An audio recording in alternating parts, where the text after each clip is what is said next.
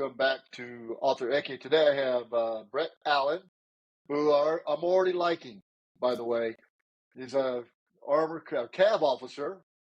Uh, so if you guys don't know that, that's the creme de la creme of the armor officers. I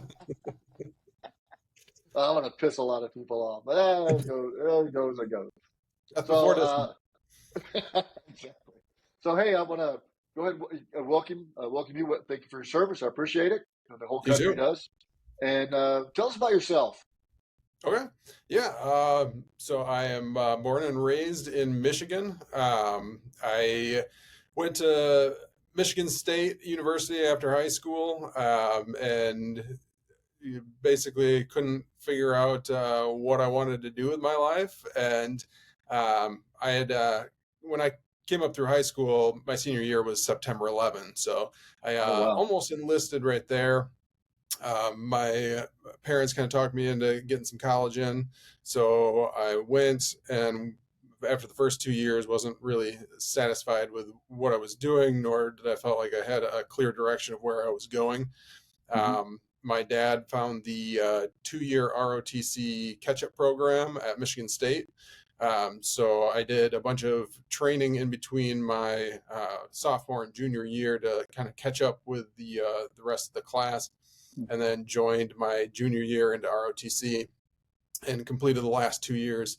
So then I commissioned into the Army as soon as I graduated as a second lieutenant in the armor branch. And 10 days after I graduated, I was driving down to Fort Knox, Kentucky to go through Armor Officer Basic. There you go. I had orders to go to the 173rd Airborne in Germany to their cav unit. And about 2 weeks into AOBC, the 4 guys that were ordered to go there got new orders. 2 guys got sent to Fort Polk, Louisiana to play Op 4 platoon leaders. And me and a buddy, You just sent shivers up my spine. 'Cause that's where I retired. I was assistant op sergeant in the 2nd ACR. That just sent shivers up my spine when I went like that. Yep. I mean, of the 2 crappy sets of orders there were, I got the better one because Oh, excellent. me and a buddy got stuck at Fort Knox being basic training XOs. Okay. So I was there for an extra year, basically as a basic training XO, and then headed up to Fort Drum, New York with the 10th Mountain Division, which is where I spent the rest of my time, deployed with them to Afghanistan in 2009.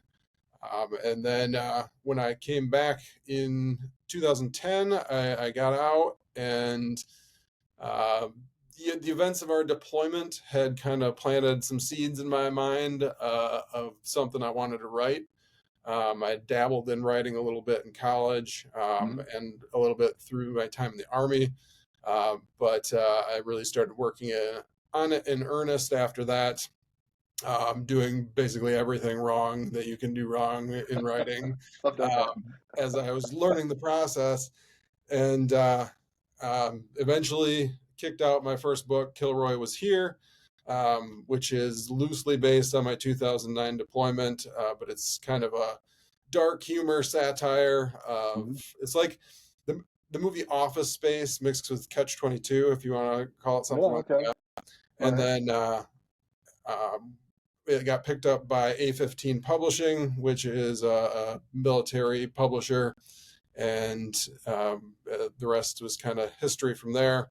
And then I started working on the next book as soon as that one came out, which just came out recently, Sly Fox Hollow, which just released a couple months ago. And that is a complete departure from the military theme, but it's still in the comedy theme. It's a murder mystery / political satire. Oh, excellent. There's not enough of those. I mean, there's a lot of comedy books. I mean, there used to be a couple, but you really can't find those anymore. So what? I think it's because they don't sell. No, I don't know. I like reading a funny book every once in a while. So writing a book is like being a private in the Army. You don't know anything. You know, you started a private, then you move up through the ranks, and finally you get to a point where you get a book, book out, and you're like, oh, okay, I made it. And you're like, okay, now I got to start over on something else. So it's interesting. So what I mean, what started just writing? Just okay. I think I want to write about this when you're in Afghanistan, and you started putting pen to paper, or you just had those ideas fester in your head till you got back. Yeah, it was a little of both. So I remember very vividly making a comment to one of the other guys I worked with that no one would ever believe some of this stuff if I wrote it as fiction Mm-hmm. in a book. And that kind of just snowballed from there. We had a lot of odd things happen on our deployment. Mm-hmm. Um, I think people would be surprised at how much of the book is actually based on real events. Mm-hmm. But yeah, it kind of festered in my head from there. When I got back, it was the whirlwind of trying to find a new job, and I started dating my now wife. So Mm-hmm. there were a lot of things going on, and I would make notes occasionally. Um, it was probably about a year and a half after got out that I really started putting pen to paper, doing some major outlining, and then started writing a first draft. Was she like, put that thing down? We're going to go out. Yep. Yep, or it was more of like, what did I get myself into? I didn't know you were gonna try to do this. You're gone more when you're in the army and you're at home. I mean, that's Yep. No, unfortunately, kind that's of still the crazy. case. Like you get an idea in your head, and you're living there for quite a while. So, Exactly, exactly. So tell us about your new book. The so idea, and yeah. how you just kind of pictured it. So I originally kind of came up with the idea back in 2016-ish, with the election craziness that year, Mm-hmm. and I thought it would be funny to see that national divisiveness shrunk down into like a small town setting. Mm-hmm. So I wanted to do a picture or a book that took this picturesque small town and like turned it into basically a civil war over a divisive mayoral election. Um, so I started piecing together ideas for that, and then I came across an idea for the major divisive piece. I needed something to stoke fear in the people in the town, and I came across the legend of the Michigan Dog Man. I don't know if you're familiar with it, but it's kind No, of like, or the Beast of Bray Road, if you've ever heard that. It's the Wisconsin version, or the Chupacabra down in New Mexico. It's I've heard basically like a of the fog monster in Arkansas. yeah. So it's Yeah, like a okay, basically like a Bigfoot-esque type creature. okay. And around here in Michigan, it's hit and miss if people are aware of it. But when you do find somebody that knows about it, they're like, "Oh yeah, the Michigan Dog Man." I went to And lunch with it. yeah, so I wanted to spread awareness of the Yeah, Michigan Dog Man. Um, yeah. so, but I thought that would be a good catalyst for these politicians to stoke fear on both sides and kind of turn the town in on each other. And so I kind of went from there. And then as I was writing it, we went through the whole COVID ordeals Mm-hmm. and the riots, and all of that kind of got slowly built into the storyline. Not exactly, but those whole Mm-hmm. the way people were used against each other to kind of divide and conquer from my point of view. Uh, but yeah, so it kind of came out of an election, and then it just over the years kind of picked up steam, and there's no shortage of material when it comes to that topic. So Some that you couldn't even write. I mean, it's happening. You see things in the world, and I'm like, I write fiction, and I couldn't have came up with it. I mean, yeah, it's just so bizarre that yep. you're scratching your head like, ooh, man, oh man. So when do you find time to write? Do you have to write in a sterile environment? Can you write with ambient noise, white noise? What do you favor? Uh, if I can get distraction free, that's perfect. I did a lot of this book, and a lot of Kilroy either before everybody in the house is awake or after they Mm-hmm. went to bed. Right. Uh, I my job allows me to get some work done at work, Mm-hmm. but there's a lot of phone calls, a lot of walk-ins, things like that. Mm-hmm. So there's no shortage of distractions there. Uh, so the quality writing comes usually at home when everybody else is asleep. You set a goal for yourself, like I want to do 1,000 words, I want to do a chapter, I want to, what do you find is preferable for you? What is Uh, a day?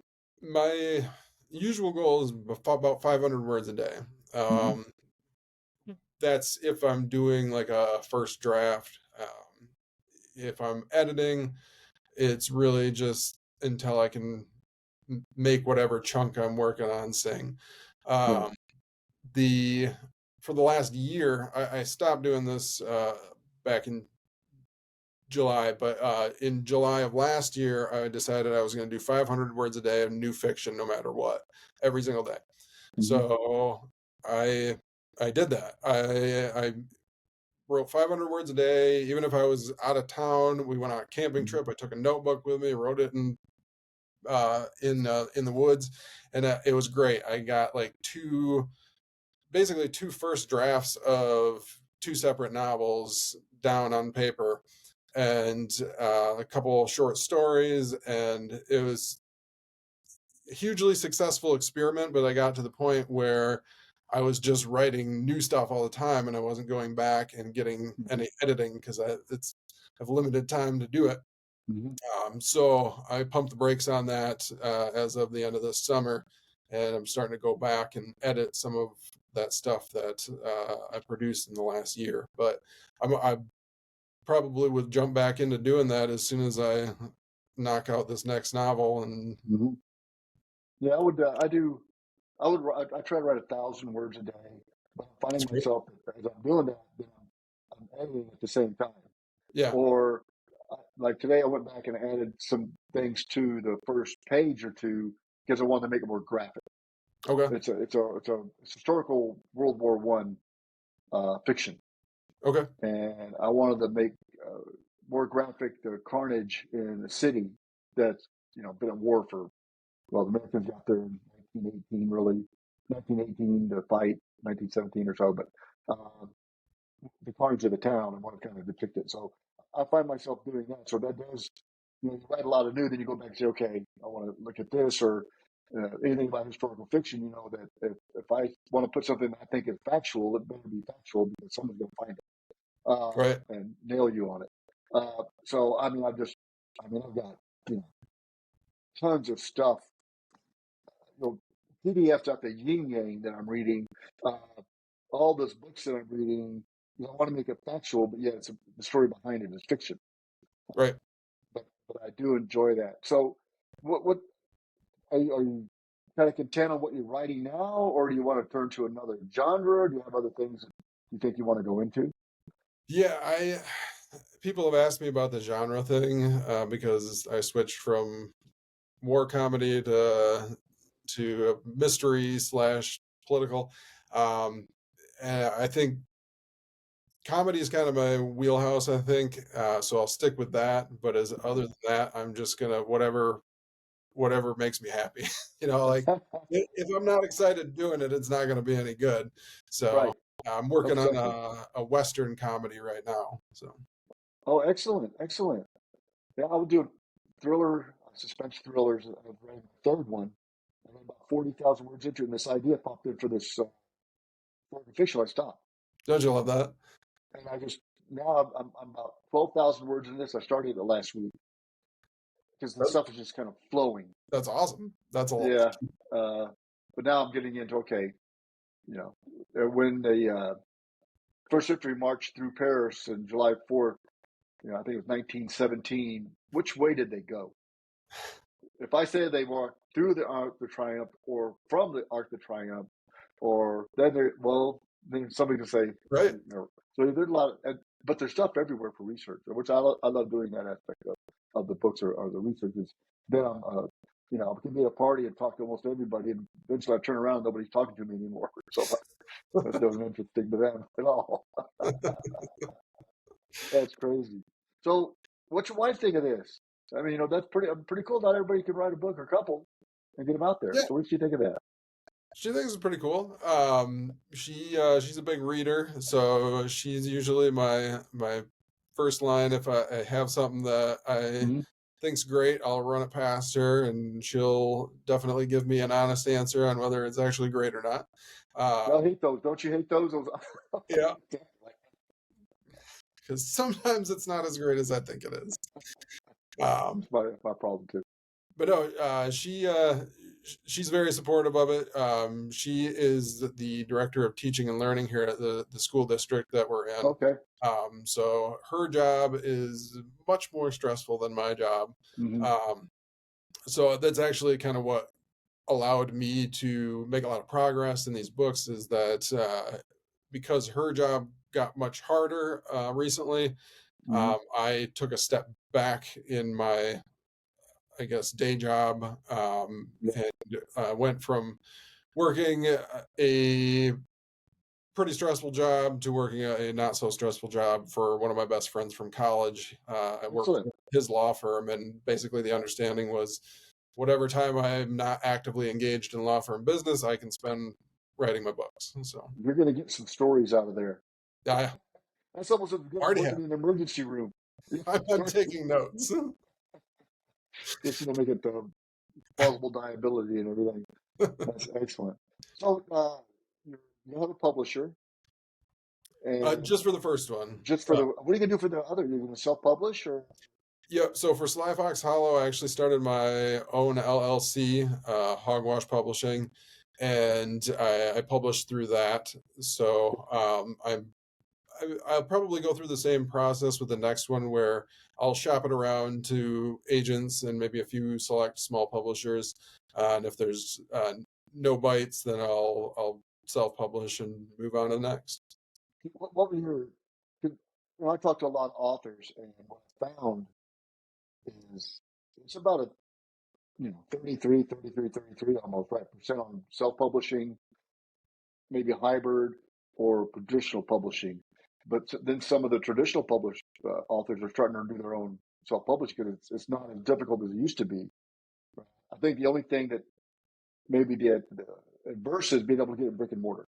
Maybe the Yeah. only thing that the traditional publishers have over all the other types of publishing. So, what was your biggest hurdle when you decided to self-publish? The marketing is still my biggest Oh hurdle. yeah, Jesus. Um, and really with the traditional publishing, that's the self-publishing was easy. It was way easier than I thought it was going to be. Mhm. I got lucky. I've got a friend who does some graphic stuff, so he's done both my covers for me. Oh, excellent. But it's just getting the word out to people, and I mean, you've got social media is like the primary way to do that now, Hmm. especially if I mean I got two small kids and both myself and my wife work, so being able to like drive around to bookstores and do different events and hawk my book in person is just not in the cards right now. So I'm relying a lot on social media, and once you hit the end of those algorithm reaches, Hmm. it's really hard to get beyond that and get exposure beyond that. So that's been the biggest hurdle, and that's where I can see going the traditional route. There would be a lot of benefit in having publishers marketing backing, Hmm. but at the same time, is if you're a new author, how much dedicated marketing are you going to get unless you got Exactly. a breakout book or something?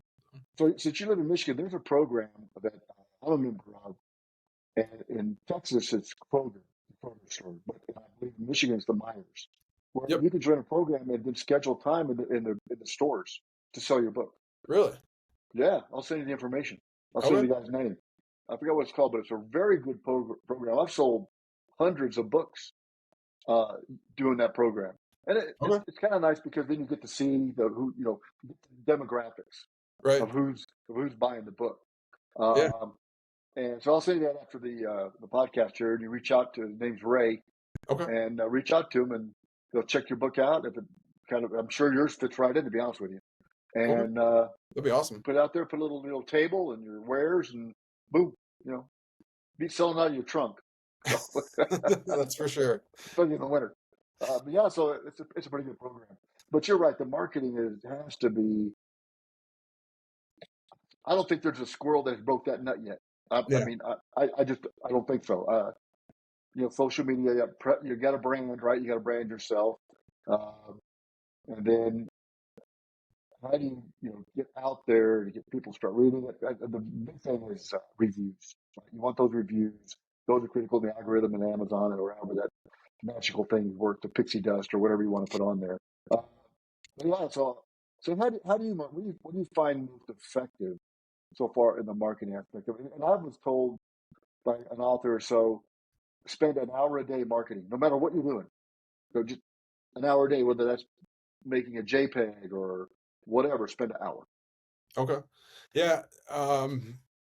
I have found I get the most response probably when I am informing people about an event or something.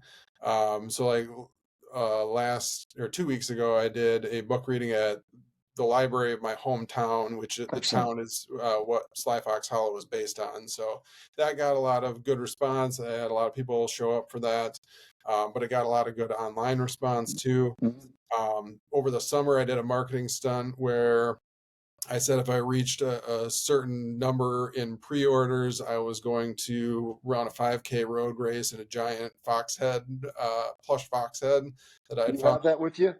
What's that? I Do don't. you It's have it at with you? home. The pictures are still online though. I ended up doing it. My son ran the 5K Oh with my me, god. Oh my and goodness. that generated tons of sales. Oh heck yeah. So You know what they said? There's a Michigan dog man or what? yep, yep. So Still. it's still it's tough to balance the you don't want people to get like sick Right. of your antics on the online Yes.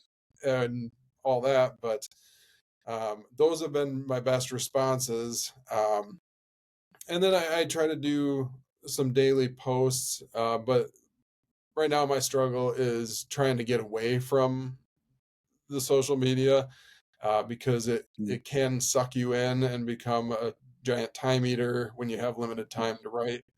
Um, so I've been trying to push myself away from those platforms a little bit as I'm Mm. working on this next book.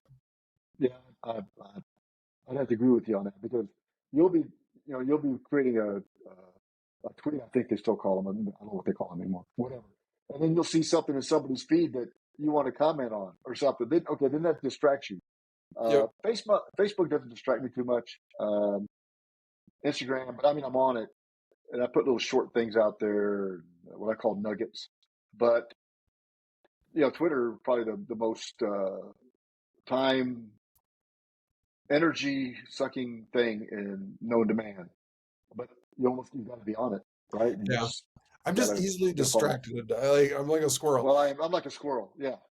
I'll Oh like yeah, I see post it. something and then I'll be like, all right, I'm just gonna like I'll come back and look at it later. And then like 10 minutes later, I've hit like some block in the Yeah. writing and I'm just like, oh, I wonder how that tweet's doing. And then like 15 minutes later, I've been on Twitter scrolling and not writing. So That's why I have my windows closed because I have squirrels in my tree and I'll sit up there looking at it and go, man, I'm just like you.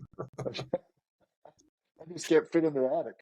Um, or nobody wants to shoot me either. So that's good. But so the marketing is a tough part. So and you're writing a third, right? You're writing another novel. Is it the same um, premise type thing, or is it going to be located in the Michigan area, or no, how it's is it? actually located out in New Mexico. Okay. So I like you, I've been doing a lot of research. It's the concept for this novel was born from a different novel that I started, Mm-hmm. and I got a ways into it, and I was like, in the novel I had originally started, there's this ghost town that they come to. I was like, oh, it'd be cool if I wrote like a short story that was kind of like the history of this ghost town. So I Mm. started to do that, and then the ideas just started to snowball, and pretty soon Right. it was a full length thing. So Excellent. um, it's basically the rise and fall of this mining town that becomes a ghost town for this next book. But yeah, it's set in New Mexico, and I've been doing a lot of like research on Mhm. maps and like where trains ran back in the Yeah, 1880s. you put time, they'll somebody say that train didn't run then. That Right. was engine number 56. But Yep. So I'm like you. I gotta have it right, or I can't yeah, get over it in my head. So yeah, I gotta have. Well, the Western, because there's a lot of history in about the Old West, right? And so, what kind of guns were they? Were they Colt? Was right. it Winchester? You know, what kind of saddle was it? You know, there's the blankets used. Yep. So that is all. Yeah, that's a road trip, man. I know, right? That's That's a a recon. That's a recon right there. Holy cow! tax, tax deduction too. That's right. Yeah, that too. I went to Europe last year, researched the book, and yeah. Nice. So my wife's German, so Okay. get her over there and everything. But excellent, excellent. So when you're not writing and you're not working, what do you like to do? How do you maintain sanity? I drive my kids around. That's pretty much all I That's do. they're at that age. Yeah, yeah. So I got a daughter who's in gymnastics and dance, and I've got a son who does football, or not football, soccer pretty much year round. Oh wow. So we're driving around most weeknights. On the weekends, we go up north. We got a cottage on a lake up in Newego County, north of where I live, Mm, on a small little lake. yeah. So we like to go hang out there. Um, Other than that, though, we just try to keep up with the kids. So I'm gonna help everybody. A cottage is either a cabin in some place in the United States, or it's a lake house in the other. So I notice when I talk to folks in Michigan and maybe Wisconsin or wherever it's or even Canada is a cottage. I'm like, okay, that's a cabin, or that's a got to decipher. People I've talked. I'm old myself, so I talk to some older folks about VCR. So I have to explain to the younger generation what a VCR is, or telephone. But Well, now even a DVD player. I had to try to figure out how to hook up a DVD player again last week because a friend sent me a Blu-ray of a movie I wanted to see, and I was like, I don't have anything to play this on, so I had to like dig out an old DVD player and try to hook it up to a TV that didn't have connections for it. that's when you call your platoon sergeant. Right. They call a specialist over, so if they get in trouble, they're not it's not their fault. So that's the way you do it. So, so do you think the army definitely had an impact on you in your writing, right? And what you can write about, and what you want to write about. Do you think you'll ever do, a serious type book of what happened, or what you tuned in, what you did, or up through, or anything like that? Or you think I that? don't know. From the military standpoint, I don't know that I would. Just because of my experience, I had blown out my knee before I left Fort Knox, and it ended up being like a full ACL replacement and Oh, meniscus repair and things. So that the way it happened was I got injured at Fort Knox. The doctor there was like, "You're fine. Go ahead and go to your next." aspirin, Yeah, aspirin. exactly. So I went up to Fort Drum and I took over a platoon up there, and everything was hunky dory for a few months, and then my knee started slipping, especially walking around on the ice and stuff.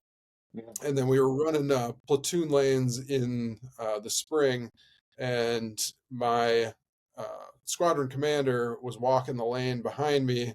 We were assaulting an objective. My knee popped out rather loudly. I went down, and he was like, "Holy shit!" Like yeah. you got to get to a doctor. So they sent me back to the doctor, and they finally ordered an MRI and figured out that my ACL was completely torn. Oh Um, wow. so I ended up having like a chunk of my hamstring taken out to use as my ACL, and it was a big thing. I got moved from my platoon up to a staff position, Hmm. so I ended up in on a staff position in the S3 shop for our entire deployment. I was the air planner, so I Wow. planned reconnaissance missions for Hmm. the helicopter or the aviation unit attached to us. I did resupply missions, ran the airfield, all that Yeah. stuff, but there wasn't a lot of fodder for non-humorous content, I guess. It was like But super that was exciting just a matter of moment. time for you, anyways, before you get put in one of the S shops, Right. right? Yeah. That was just you just did it earlier. It was just a matter of time before you throw S3 or S2 or God forbid S4. Yeah, it was just I'd hoped to deploy in a platoon leader position and get a little bit of time on the ground, and then that kind of led to my decision to get out, too, because I mean, when I was in, pretty much everybody heading to the career course for the captain's career course had combat time under their belt, and I Right, would have been one of a few that didn't, right. and I just decided that I would probably Time to call it a day. pop So, smoke, yep, pop smoke, and get out of town. Well, still, I mean, the service is amazing. I think less than 1% of Americans have defended the country, which is a shame.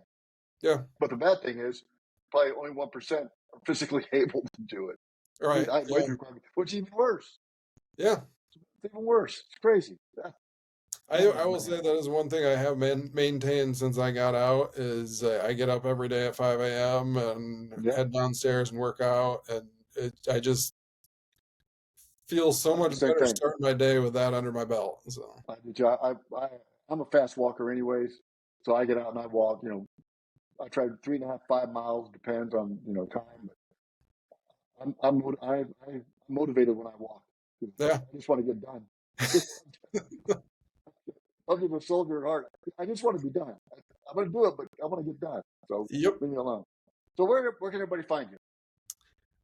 So you can find me on Twitter and Instagram at the same handle, Hogwash Writing. I'm on Facebook. I have both a personal page that I'm not too picky with, and an author page up there. You can find both the books on Barnes and Noble, on Amazon. Any bookstore can bring in either titles for you. They're both available through Ingram Spark, so they can order it from Excellent. anywhere. So Excellent. So let's see that book again. I got both of them here. So Yes. there's Sly Fox Hollow is the most recent, and then the Afghanistan book Kilroy Was Here.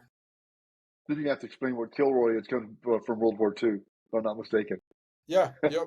Yeah, so that was another aha moment. Like as I was already well into the book, and I came across the Kilroy stuff from World War II, and I was like, that'd be a perfect title because the concept for the book is this lieutenant he wants to leave his mark on the war in Afghanistan, but he's kind of relegated to a desk job when he gets over there and Mhm. doesn't feel like he's going to be able to make an impact or leave his mark. And Kilroy Was Here was the way U.S. soldiers used to leave their mark around battlefields in World War II. So I was like, that's a perfect fit. I'm sure you made a great impact, actually. You just don't realize it. Uh, Yeah, I'm sure you did. There's no doubt about that.